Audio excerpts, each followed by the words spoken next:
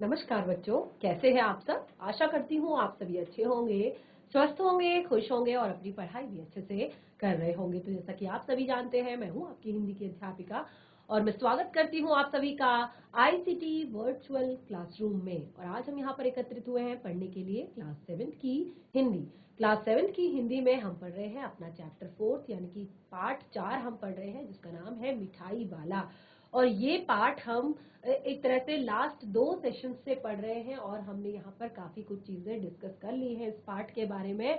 और आप देख रहे हैं काफी ज्यादा इंटरेस्टिंग है हमारा ये चैप्टर और काफी अच्छी सीख हमें ये दे रहा है। तो लास्ट सेशन में हम यहाँ पर जब हमने पाठ प्रवेश जो था वो भी हमने रिवाइज किया और इस पाठ से मिलने वाली जो सीख है उसको भी हमने डिस्कस किया। तो देखिए यहाँ पर मैं आपको बता दूं, जिन बच्चों ने लास्ट 2 सेशंस में भी क्लास अटेंड नहीं की थी तो उन्हें मैं अभी बता दूं, हम पढ़ रहे हैं यहाँ पर हमारी वसंत पाठ्य पुस्तिका भाग 2 का पाठ 4। इसमें से हमारा चैप्टर है मिठाई वाला।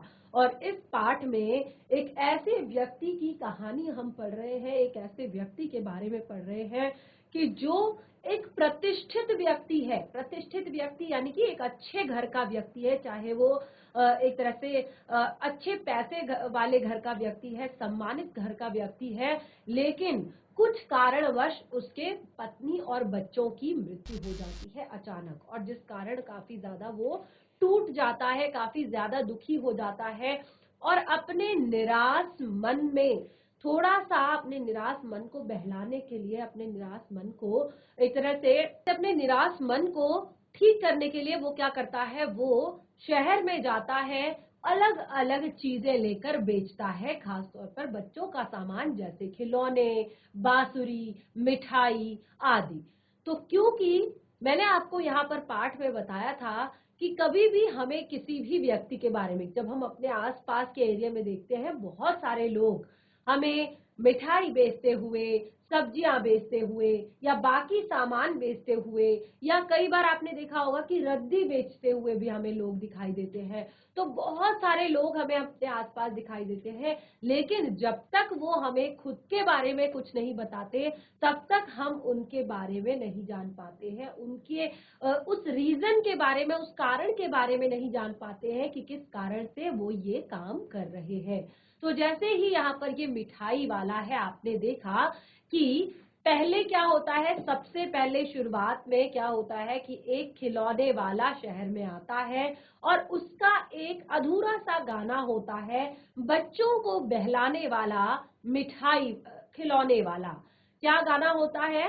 बच्चों को बहलाने वाला खिलौने वाला। और उसकी आवाज बहुत ज्यादा सुरीली होती है और एक तरह से अट्रैक्टिव होती है, आकर्षित करने वाली होती है। और खास तौर पर बच्चे जो है उसकी आवाज सुनते ही उसको चारों तरफ से घेर लेते हैं, यानी कि कहीं भी होते हैं तो वो उसको घेर लेते हैं। उसके बाद दूसरा कि यहाँ पर दूसरी बार ये घटना जो होती है और वो काफी जो है बच्चों को खिलौने बांटता है, उनकी पसंद के खिलौने बांटता है, उनके पसंद के खिलौने उन्हें देता है और इतने सस्ते कि उनके घर वालों को यकीन नहीं होता, यानी कि केवल 2-2 पैसे में वो सभी बच्चों को खिलौने देता है। और कई बार तो जिस बच्चे के पास 2 पैसा नहीं होता या जिसकी माँ के पास बच्चे के लिए 2 पैसा तक नहीं होता, तो वो फ्री में खिलौने दे देता है उन बच्चों को। तो इस घटना को बीते हुए 7 से 8 महीने हो जाते हैं, यानी कि ये जो खिलौने वाला, अक्सर आपने देखा होगा कि कोई भी, आपने देखा होगा जो सामान की रेडी लेकर आता है, जो कई बार खिलौने वाला आता है, कई बार झाड़ू लेकर आता है, कई बार जो आपने फेरी वाले आपने देखे होंगे गली में आते रहते हैं। तो कई बार तो होता है कि वो हफ्ते में रिपीट करते हैं, यानी कि हफ्ते हफ्ते भर में आते रहते हैं। कई बार वो 10-10 दिन में रिपीट करते हैं, कई बार वो 15-15 दिन में रिपीट करते हैं। लेकिन ये जो व्यक्ति है ये 6-6 महीने में रिपीट करता है आना जाना। तो उसके बाद कुछ दिन तक इसी तरह से वो आता है जब तक कि वो सारे बच्चों को उनकी पसंद के खिलौने ना दे दे, खिलौने ना बेच दे, तब तक वो वहां से नहीं जाता। लेकिन जब इस बात को 6 महीने बीत चुके होते हैं, लगभग सारे लोग इस बारे में भूल जाते हैं, तो 6 महीने बाद फिर उन्हें अपनी गली में बिल्कुल एक इसी तरह का स्वर सुनाई देता है अधूरा सा कि बच्चों को बहलाने वाला, मुरलियों वाला। और ये स्वर इतना मीठा होता है कि फिर से बच्चे ही नहीं, बूढ़े, परिवार के लोग, स्त्रियां अपने बालकनी में आकर उसे देखने के लिए अपना घूंघट उठा उठा कर देखती हैं कि ये कौन है। उसकी आवाज इतनी मधुर है, उसकी जो एक तरह से ध्वनि है उसके बांसुरी की, वो इतनी ज्यादा सुरीली है कि कोई भी अपने आप को रोक नहीं पाता। तो उसका स्वर है वो गाता हुआ आता है, बच्चों को बहलाने वाला, मुरलियों वाला। और इस तरह से फिर से सभी बच्चों का झुंड जो है उसकी मुरलियां खरीदने के लिए एकत्रित हो जाता है। आपने देखा होगा कि किस तरह से सारे बच्चे जो है उसकी मुरलियों के झुंड पर एकत्रित हो जाते हैं, इकट्ठे हो जाते हैं उसकी मुरलियां खरीदने के लिए। और फिर से वही होता है कि वो केवल और केवल 2-2 पैसे में सभी बच्चों को मुरलियां बेच देता है। और उस टाइम पे भी जब किसी भी बच्चे के पास 2 पैसे नहीं होते तो वो फ्री में उन बच्चों को मुरलियां दे देता है। तो अभी तक जितना हमें यहाँ पर पता चला, यानी कि क्योंकि आपने देखा होगा जो चुन्नू मुन्नू के पापा है विजय जो बाबू, वो क्या करते हैं, वो उस मुरली वाले से पूछते हैं कि तुम इतने सस्ते दामों में ये मुरलियां, इन मुरलियों को इतने सस्ते दामों में बेचने का कारण क्या है। तो वो बताता है कि देखिए जो बाजार में आपको मुरलियां जो है कई बार बहुत महंगे महंगे दामों में भी मिलती हैं, बहुत महंगे महंगे दामों में मुरलियां बाजार में आपको मिलती हैं।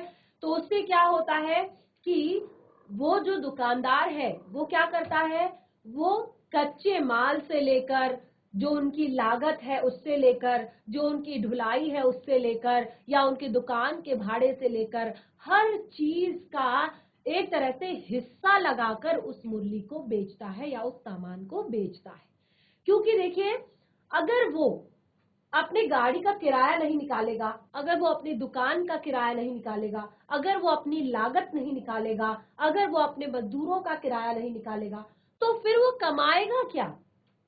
तो इसीलिए वो क्या करता है, सारी चीजें एक तरफ इकट्ठी करके उन सामान को कि इतने प्राइस पर ये बिकेगा विद ऑल टैक्सेस, हर चीज का जो टैक्स भी लगाती है सरकार या जो भी चीजें उसका खर्चा आता है उसके हिसाब से इस चीज का, इस सामान का प्राइस इतना होगा। लेकिन यहाँ पे ये जो मुरली वाला है इसका ऐसा कुछ भी नहीं है। तो वो कहता है कि एक तरह से हम यहाँ पर उसकी बातों से ये समझते हैं कि उसके लिए बच्चों की खुशी से बड़ा कमाई नहीं है। यानी कि उसको बच्चों की खुशी, जब मुरली लेने के बाद, खिलौने लेने के बाद बच्चों के चेहरे पर जो स्माइल आती है, बच्चे जो खुश होते हैं, बच्चे जो उछल जाते हैं, तो वो खुशी उसके लिए मायने रखती है, उसके लिए पैसा मायने नहीं रखता। तो देखिए इस बात को भी काफी टाइम हो जाता है, 5 से 6 महीने हो जाते हैं और 8 महीने बीत चुके होते हैं। लेकिन फिर से एक दिन जो दोनों बच्चों की माँ होती है वो छत पर सर्दियों के समय में अपने बाल सुखा रही होती है, छत पर अपने बाल सुखा रही होती है रोहिणी। और उस टाइम पे उसे अचानक से कानों में फिर से वही स्वर पड़ता है और वो स्वर होता है बच्चों को बहलाने वाला, मिठाई वाला। फिर से नया स्वर होता है बच्चों को बहलाने वाला, मिठाई वाला। और आज उसे बिल्कुल भी उस स्वर को पहचानने में कोई भी दिक्कत नहीं होती। और वो तुरंत, क्योंकि आज विजय बाबू घर पर नहीं है, तो तुरंत दोनों बच्चों की दादी माँ को बोलती है कि आप मिठाई वाले को कमरे में बुलाकर ठहराओ, क्योंकि मुझे बच्चों के लिए मिठाई लेनी है। और फिर रोहिणी, क्योंकि उस टाइम पे देखिए यहाँ पर, क्योंकि रोहिणी जो है वो खुद से किसी के सामने नहीं जाती, तो उस टाइम की जो ये पर्दा प्रथा है, पर्दा प्रथा का चलन कि अगर कोई भी बाहर वाला आता है तो तुरंत घूंघट निकाल लिया जाए, तुरंत पर्दा कर लिया जाए, ये जो प्रथा थी उस टाइम पे, उसका प्रचलन स्पष्ट रूप से हमें यहाँ पर दिखाई देता है। और देखिए अब दादी माँ जो है मोल भाव करने लगी है। वो खुद पर्दे के पीछे, रोहिणी जो है दोनों बच्चों की माँ, वो पर्दे के पीछे छिपकर ये सारी चीजें देख रही है और दादी माँ मिठाई वाले से मोल भाव कर रही है। तो क्या कहती है देखिए दादी माँ, अब मिठाई वाले के जो मिठाई वाला है वो दादी माँ से पूछता है कि कितने की मिठाई दूं? 16 पैसे की देता हूं। दादी माँ मिठाई बेचने वाले से बोली कि 1 पैसे में तो 16 बहुत कम होती है, यानी कि 1 पैसे की 16 मिठाई तो बहुत कम होती है। उसने कहा 1 पैसे में कम से कम 25 मिठाई तो देते। और दादी माँ मोल भाव कर रही है। देखिए ये फिर से उसके सामने ये सारी चीजें आ रही है कि जैसे मैंने आपको बताया, जिस तरह से विजय बाबू ने बांसुरियों के लिए उसके साथ मोल भाव किया था, बिल्कुल वही चीज यहाँ पर हो रही कि दादी माँ मिठाई के लिए उसके साथ मोल भाव कर रही है। अब देखिए उसने दादी माँ की बातों को सुनकर मिठाई बेचने वाला दादी माँ से बोला, नहीं दादी माँ, इससे ज्यादा वह नहीं दे सकता, यानी कि 16 से ज्यादा वह नहीं दे सकता, क्योंकि उसने सारी बातें शुरू में ही कंफर्म कर दी थी जब वो बांसुरी बेचने आया था कि कुछ लागत नाम की भी चीज होती है, कि इतनी लागत होती है, इतनी हम सेविंग करते हैं। यानी कि अगर 10 रुपए का कोई सामान हम खरीदते हैं तो उसको 12 रुपए में बेचेंगे, 15 रुपए में बेचेंगे, तभी जाकर कहीं 1 रुपए का फायदा हमें होगा, क्योंकि बहुत सारी चीजें होती है जो हमें भी पे करनी होती है, हमें भी देनी होती है। तो उसने बिल्कुल साफ मना कर दिया कि दादी माँ इससे ज्यादा मैं नहीं दे सकता। अब रोहिणी दादी माँ के पास में छुपकर खड़ी हुई थी और वह मिठाई बेचने वाले की बातों को सुनकर, उसने मिठाई बेचने वाले की बातें सुनी और सुनकर दादी माँ से बोली कि दादी माँ, यह मिठाई बेचने वाला फिर भी काफी सस्ता दे रहा है, क्योंकि उसे पता है, क्योंकि वो शॉपिंग करती है, वो घर की महिला है, वो बाजार जाती है, सामान लेती है। तो वो दादी माँ से कह रही है कि ये मिठाई वाला तो फिर भी सस्ता दे रहा है, और काफी सस्ता दे रहा है। 4 पैसे की ले लो, 4 पैसे की, यानी कि 1 पैसे की 16 आ गई तो कितनी होंगी? 4 पैसे की ले लो। यह कहकर वह दादी माँ को पैसे दे देती है, यानी कि इतना बोलकर वो दादी माँ को 4 पैसे दे देती है। ठीक है, वो कहती है कि ये बहुत दे रहा है, 1 पैसे में 16 मिठाइयां बहुत होती है और 4 पैसे की आप ले लो। तो इस तरह से रोहिणी ने कहा कि दादी, इस मिठाई बेचने वाले से पूछो कि क्या यह इस शहर में और कभी भी आया है, क्योंकि रोहिणी को अब कंफर्म हो रहा है धीरे धीरे कि जो मिठाई वाला है वही बांसुरी वाला था, और जो बांसुरी वाला है वही आपका खिलौने वाला था। तो वो कनेक्ट कर रही है, क्योंकि ये पिछले 1-1.5 साल से, यहाँ पर 2 साल से आ रहा है, टाइम का गैप दे देकर। तो वो पूछ रही है कि दादी माँ, आप मिठाई वाले से पूछिए कि ये यहाँ पहले भी आया है या पहली बार आ रहा है, क्योंकि वह यहाँ का रहने वाला तो नहीं लग रहा। यानी कि यहाँ का रहने वाला तो नहीं लग रहा है, क्योंकि जब हम किसी शहर में रहते हैं, किसी इलाके में रहते हैं, तो काफी एक तरह से हमारी, क्योंकि आना जाना लगा रहता है, कभी किसी समारोह में, कभी मार्केट में, कभी इधर कभी उधर, तो कोई भी जो फेरी वाला आता है या बेचने वाला आता है या कहीं भी हम सामान लेते हैं, तो अक्सर सब लोगों से हमारी थोड़ा बहुत जान पहचान हो जाती है।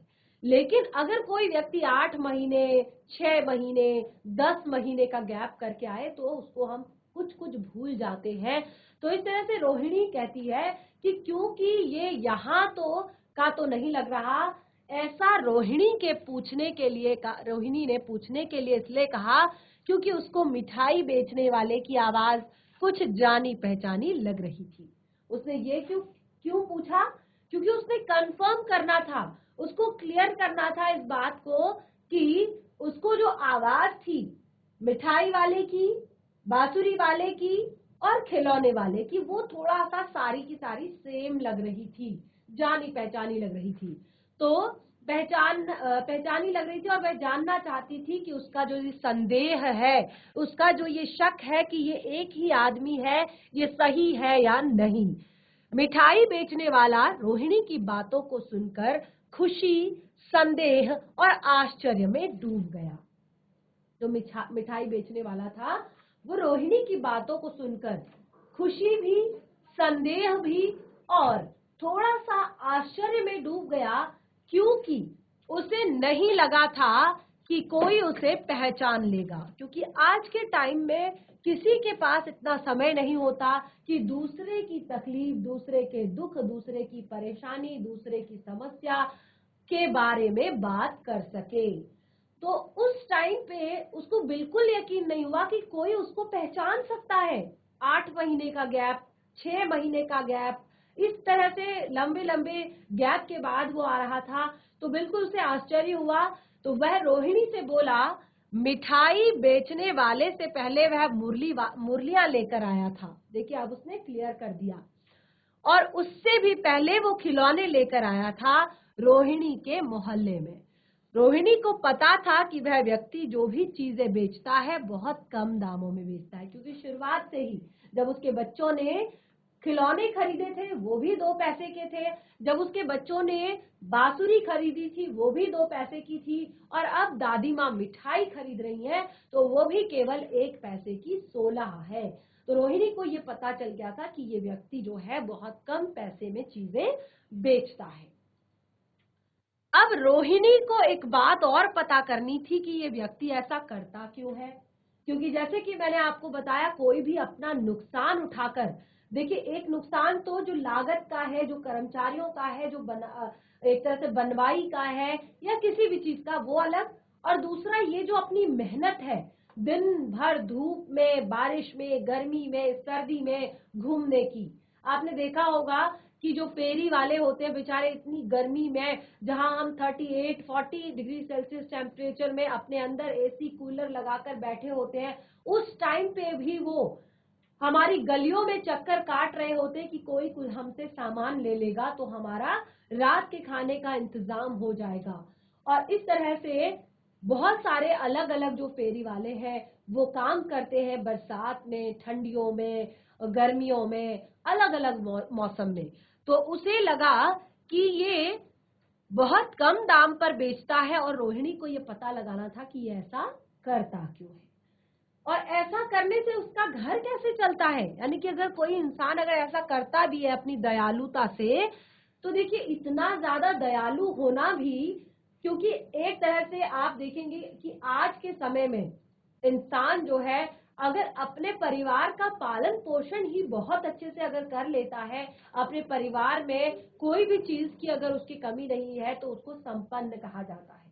क्योंकि काफी ज्यादा आप देख रहे हैं, अब आप भी क्लास 7th में आ गए हैं, आप देख तरह से पैसे कमाए जाते हैं, किस तरह से एक तरह से हमारा स्टेटस होता है, एक लेवल होता है कि एक तरह से समाज में जब जाना है तो ऐसा बन के जाना है, ऐसा हमने खाना खाना है, ऐसा हमने करना है।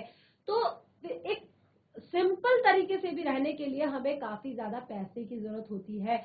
तो यहाँ पर जो रोहिणी है उसको इस बात की चिंता थी कि इतने कम पैसे में भी ये आदमी अपना घर कैसे चलाता है, अपनी जरूरी नीड्स को कैसे पूरा करता है। देखिए आप खुद सोचिए, आपके घर में आपके पिताजी कमाते हैं तो उनको आप लोगों की फीस भरनी होती है, आपके भाई बहनों की फीस भरनी होती है, घर का राशन भरना होता है, घर का एक तरह से अगर रेंट पे है तो रेंट देना होता है, अगर अपना घर भी है तो उसकी रिपेयरिंग करनी होती है, कभी कुछ होता है, कभी कुछ होता है, कभी कुछ होता है। तो एक तरह से बहुत सारे खर्चे होते हैं जब हम परिवार में होते हैं। तो एक सिंपल सी फैमिली, साधारण से परिवार में भी अगर हम देखें तो घर चलाने के लिए काफी कुछ चीजें हमें करनी पड़ती हैं। तो यही वो सोच रही थी। रोहिणी मिठाई बेचने वाले से पूछने लगी कि वह जो भी व्यापार करता है उससे भला उसे क्या मिलता होगा। अब रोहिणी से रहा नहीं गया, उसने तुरंत पूछ लिया कि आप जो भी व्यापार करते हैं उस व्यापार से आपको मिलता क्या है। क्योंकि 2 पैसे में खिलौना, 2 पैसे में मिठाई, 2 पैसे में बांसुरी बेचकर उसके लिए क्या बचता है। तो इस तरह से रोहिणी की बात सुनकर जो एक तरह से मिठाई बेचने वाला रोहिणी से बोला कि उसे ज्यादा कुछ तो नहीं मिलता, बस उसके खाने का इंतजाम हो जाता है। यानी कि ज्यादा नहीं मिलता, लेकिन जितना वो कमाता है उससे वो अपने, लेकिन कभी कभार तो खाने का इंतजाम भी नहीं हो पाता। तो देखिए कि खाना खाने का इंतजाम हो या ना हो, वो देखिए कितनी बड़ी बात कह रहा है कि अगर खाना खाने का इंतजाम हो या ना हो, प्रसन्नता, धैर्य और कभी भी बेहिसाब सुख भी जरूर मिलता है, क्योंकि वो ये सारे काम करता है अपनी खुशी के लिए, अपनी प्रसन्नता के लिए, अपने जो दुख है उसके मन में उन दुखों को भूलने के लिए, उन दुखों को दूर करने के लिए। तो वो कहता है कि भले ही खाने के लिए ना मिले, लेकिन प्रसन्नता, खुशी, धैर्य, यानी कि जो मैं काम करता हूं उसके बाद धैर्य, और कभी कभी बेहिसाब सुख, उन बच्चों को उनकी खुशियां देकर, उन बच्चों के चेहरे पर स्माइल देकर जो बेहिसाब सुख मिलता है। और उसे क्या चाहिए, और वो चाहता भी यही है, यानी कि वो ये काम कर ही इसीलिए रहा है कि वो खुश रहना चाहता है, बच्चों के चेहरे पर खुशी देखना चाहता है। उस मिठाई बेचने वाले की ऐसी अनोखी बातों को सुनकर, जब यहाँ पर उस मिठाई बेचने वाले की ऐसी अनोखी बातों को सुनकर रोहिणी जो है और ज्यादा उत्सुक हो जाती है, और ज्यादा उत्सुक हो जाती है कि वो और जानना चाहती है उसके बारे में। तो वो कहती है, उसे प्रसन्नता, धैर्य और कभी कभी बेहिसाब सुख कैसे मिल जाता है। तो रोहिणी से उन सब बातों को न करने को कहता है, क्योंकि उसे लगता है कि रोहिणी उन बातों को सुनकर दुखी हो जाएगी। तो वो क्या कहता है, वो कहता है कि नहीं नहीं मैडम, कोई बात नहीं, मैं सारी बातें आपसे शेयर नहीं कर सकता हूँ, क्योंकि आप बहुत दुखी हो जाएंगी इन बातों को सुनकर। लेकिन रोहिणी जो है वो कहती है, जब आपने इतना बता दिया तो और भी थोड़ा बहुत बता दो। यानी कि रोहिणी जानना चाहती है उसके बारे में कि उसको प्रसन्नता, धैर्य और बेहिसाब सुख कब मिलता है, कैसे मिलता है। जब आपने इतना बता दिया तो ये भी बता दो। वह पूरी बात सुनने के लिए बहुत बेचैन हुई जा रही थी। रोहिणी की जिद पर मिठाई बेचने वाला अपने बारे में रोहिणी और दादी माँ को बहुत अधिक भारीपन के साथ, क्योंकि उसके मन में बहुत सारे दुख है, बहुत सारी परेशानियां हैं, और उसी दुखों को एक तरह से, उन्हीं दुखों से दूर रहने के लिए ये सब काम करता है। तो वो क्या कहता है, कौन रीडिंग करेगा इसे आगे। चैप्टर का मेन पार्ट यहाँ से स्टार्ट होता है। यस, जीआईसी कुंभी चौड़, फटाफट माइक लेंगे बच्चा। Good afternoon ma'am. Very good afternoon बच्चा। चलिए रीडिंग स्टार्ट। कि क्या कहता है वो मिठाई वाला रोहिणी से, किस तरह से कहता है कि वहाँ भी अपने नगर का एक सम्मान प्राप्त आदमी उसकी था। उसके पास भी मकान था, अपना व्यापार था, गाड़ी घोड़े थे, नौकर चाकर सभी कुछ था। उसकी पत्नी थी, उसके छोटे छोटे 2 बच्चे भी थे। मिठाई बेचने वाला कहता है कि उसका वहाँ छोटा सा परिवार उसे सोने का संसार लगता है।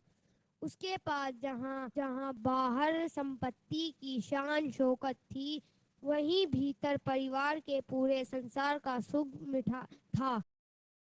मिठाई वाला रोहिणी और दादी माँ को बताता है कि उसकी पत्नी एक बहुत ही सुंदर स्त्री थी। उस मिठाई बेचने वाले के प्राण बसते थे। उसके बच्चे भी वाले इतने सुंदर थे, इतने सुंदर थे, समय की गति और विधाता की लीला को कोई नहीं जान सकता। ऐसा मिठाई बेचने निकला वाले ने इसलिए कहा क्योंकि अब उसके वाले ने कहा क्योंकि अब उसके परिवार में कोई नहीं रह रहा। वहाँ अपने उन बच्चों की खोज में निकला हुआ है। मिठाई बेचने वाला विश्वास करता है कि जो मरता है वहाँ दोबारा जन्म लेता है। इसीलिए वहाँ घूमता रहता है कि शायद कभी ना कभी, कहीं ना कहीं उसको अपना कोई मिल जाएगा। के जीवन में यानी गली गली घूम कर कभी कभी उसे अपने उन बच्चों की एक झलक सी मिल जाती है। उसे ऐसा एहसास होता है कि जैसे उसको उसके दोनों बच्चे इन्हीं बच्चों में उछल उछल कर हंस खेल रहे हैं। वेरी गुड, बहुत अच्छे। बैठ जाइए। सभी को समझ आया चैप्टर? देखा आपने कितना ज्यादा इमोशनल है और कितना ज्यादा अच्छा है, काफी सारी सीख भी हमें ये चैप्टर दे रहा है पार्ट। तो क्या होता है कि वो बताता है कि वो एक टाइम पे अपने नगर का एक बहुत ही सम्मान प्राप्त प्रतिष्ठित व्यक्ति था, जिसको बहुत सम्मान प्राप्त हो, इज्जत प्राप्त हो, प्रतिष्ठा हो, जिसकी काफी अच्छा था, पैसे वाला था, एक बहुत बड़ा व्यापारी था और उसके पास गाड़ी घोड़े भी थे, नौकर चाकर भी थे, एक बड़ा मकान भी था, उसकी एक सुंदर पत्नी और 2 प्यारे से बच्चे भी थे। जहां लोगों की नजर में वो बहुत प्रतिष्ठित था, वहां घर के अंदर उसका एक सुखी संसार था, जो उसको सोने का संसार लगता था। बहुत प्यारी सी एक पत्नी और 2 छोटे छोटे प्यारे से बच्चे।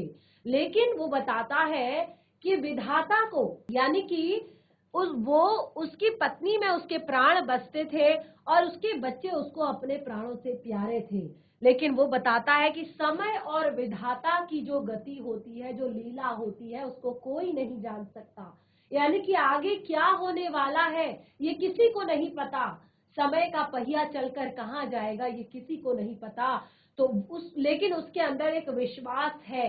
ये कैसा विश्वास है कि जो भी संसार में जिसकी भी मृत्यु होती है वो दोबारा जन्म लेता है। उसका एक विश्वास है कि जिसकी भी मृत्यु होती है तो वो दोबारा जन्म लेता है। यानी कि किसी कारणवश उसकी पत्नी और उसके दोनों बच्चों की मृत्यु हो जाती है और वो बहुत ज्यादा दुखी हो जाता है, लेकिन साथ में उसे एक भरोसा भी है कि जो मरता है वो दोबारा जन्म लेता है। और इसी कारण, इसी विश्वास के कारण वो क्या करता है, इस तरह से नगर में, शहर में घूमता रहता है कि कहीं ना कहीं, कभी ना कभी उसको अपना कोई मिल जाए। यानी कि जिसके साथ वो थोड़ा सा बात कर सके, जिसके फेस पे उसके कारण थोड़ा सा हंसी आ जाए, स्माइल आ जाए, खुशी आ जाए। तो इसीलिए मिठाई बेचने वाला कहता है कि इसी तरह के जीवन में इस तरह जीवन की में गली गली घूम घूम कर कभी कभी उसने अपने बच्चों की एक झलक सी मिल जाती है उन बच्चों में। यानी कि वो बच्चे जब हंसते हैं, मुस्कुराते हैं, खिलखिलाते हैं, तो उसे अपने बच्चों की झलक उन बच्चों, इस तरह से उसे एहसास होता है कि इन दोनों मतलब जो उसके बच्चे हैं, इन दोनों की उछल कूद इन बच्चों में उसे दिखाई देती है। तो देखिए बहुत ही प्यारा सा चैप्टर, बहुत ही सुंदर सा चैप्टर हमने यहाँ पर पढ़ा। और देखिए चैप्टर हमारा यहाँ पर थोड़ा सा और शेष है, यानी कि केवल लास्ट पार्ट हमारा यहाँ पर शेष है और साथ ही इस पार्ट से जुड़े हुए प्रश्नोत्तर भी हमारे यहाँ पर शेष है। तो बाकी के चैप्टर को हम कंटिन्यू करेंगे अपने नेक्स्ट सेशन में। और आपने देखा कि अब मिठाई वाले का क्या रीजन है, क्या कारण है कि वो इस तरह से गली में घूम घूम कर मिठाइयाँ बेचता है, खिलौने बेचता है और बांसुरी बेचता है। तो अगले सेशन में एक बार पाठ को फिर से रिवाइज करेंगे और साथ ही पाठ से जुड़े हुए प्रश्न उत्तर भी डिस्कस करेंगे। मैं आशा करती हूँ कि जितना भी हमने यहाँ पर पाठ पढ़ा समझ आ गया होगा। तो मिलेंगे अपने नेक्स्ट सेशन में, तब तक के लिए धन्यवाद। आपका दिन शुभ हो।